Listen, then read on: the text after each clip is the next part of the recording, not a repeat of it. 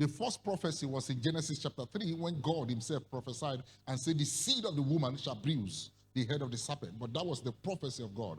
And all through from that Genesis 3, we've seen veiled prophecies of men who in one indirect way are giving prophecy. But the first prophecy recorded in the Bible where there is a declaration, an open prophecy, was in Genesis 49.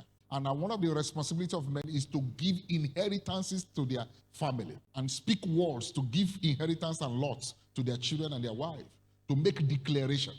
In fact, in the Bible, I think in the book of Numbers, the Bible will emphasize that if a woman makes a vow and she's a single lady, the father is not comfortable with that vow, and she's not married, the father can stand in the office of a priest and cancel the vow. Now, you made a vow with a demon, you made a vow with an altar, and this is contrary to the expectation of God. He can stand in that office and stand as a prophet in the house and cancel that vow. But if that girl is now married and she has made a vow, either before she got married or when she was in marriage, the husband stands in the authority and say, I cancel this vow, and it carries no negative effect over you.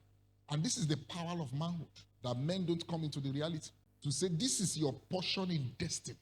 And speak to your wife and speak to your children. So Jacob gave the first open prophecy in the Bible in Genesis 49 and was making declaration over his children. But what interests me, and the truth be told, all the prophecies he gave over their life became the reality. The first person he prophesied over was Reuben. He said, Reuben shall not excel. He said, you are unstable in all your ways.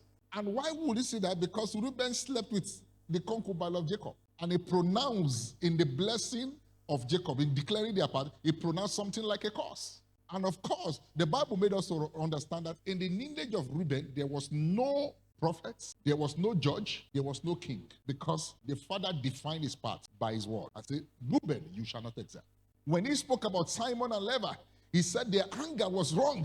And he said he scattered them in Israel and divided them in Jacob. Bible scholar says in the wilderness journey, 63% of the tribe of Simon were wasted.